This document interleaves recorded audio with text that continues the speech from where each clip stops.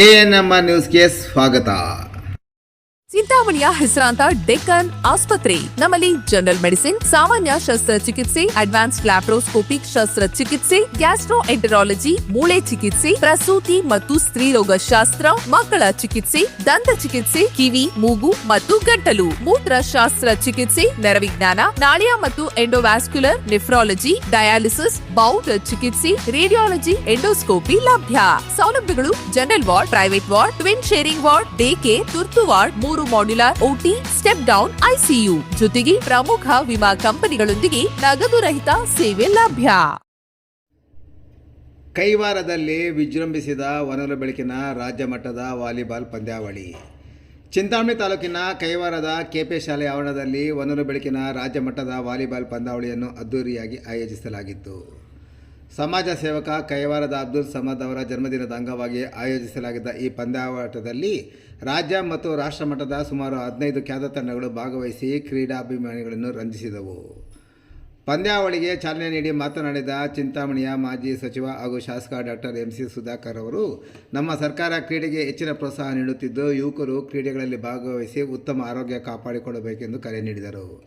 ಗ್ರಾಮೀಣ ಭಾಗದ ಪ್ರತಿಭಾವಂತ ಕ್ರೀಡಾಪಟುಗಳಿಗೆ ಸೂಕ್ತ ತರಬೇತಿ ಅಗತ್ಯವಿದೆ ಎಂದು ಪ್ರತಿಪಾದಿಸಿದ ಅವರು, ಚಿಂತಾಮಣಿ ನಗರದ ಝಾನ್ಸಿ ಕ್ರೀಡಾಂಗಣದಲ್ಲಿ 9.10 ಕೋಟಿ ರು ವೆಚ್ಚದಲ್ಲಿ ಸಿಂಥೆಟಿಕ್ ಟ್ರ್ಯಾಕ್, ಪೆವಿಲಿಯನ್, ವಾಲಿಬಾಲ್ ಮತ್ತು ಬ್ಯಾಸ್ಕೆಟ್ಬಾಲ್ ಕ್ರೀಡಾಂಗಣದ ಕಾಮಗಾರಿಗಳು ಪ್ರಗತಿಯಲ್ಲಿವೆ ಎಂದು ತಿಳಿಸಿದರು.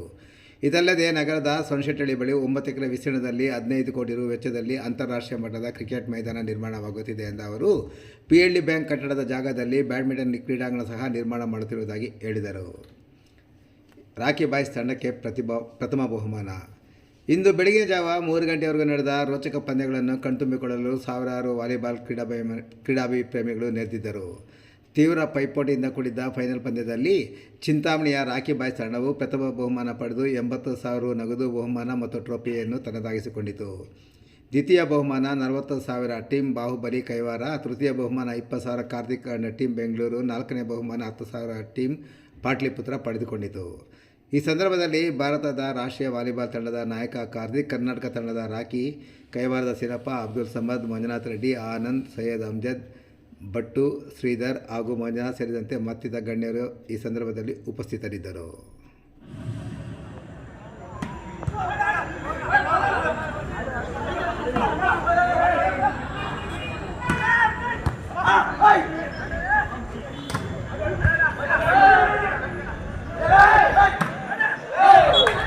ಖಾತೆಯ ಆರಂಭವನ್ನು ಕಂಡುಕೊಂಡಿದೆ TR ಬಾಯ್ಸ್ ತಂಡ.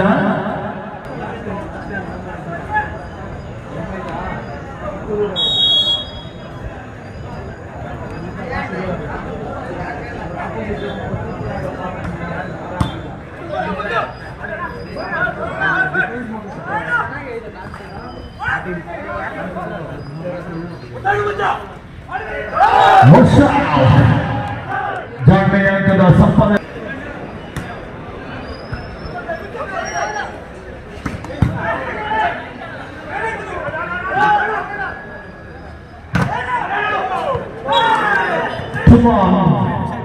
ಕಾರ್ತಿಕ್ ಮಧು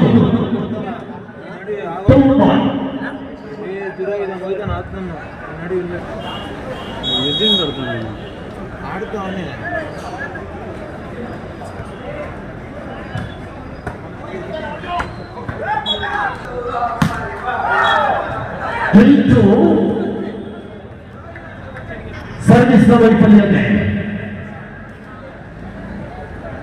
3-2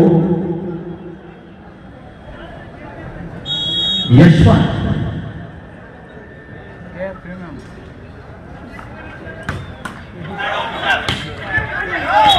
ಜಾರಿ ಬಿದ್ದಂತ ಆಟಗಾರ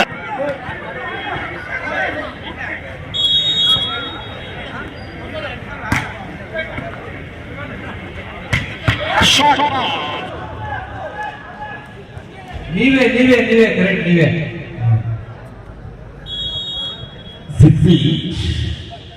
6 ವಾರಗಳ ಸಮ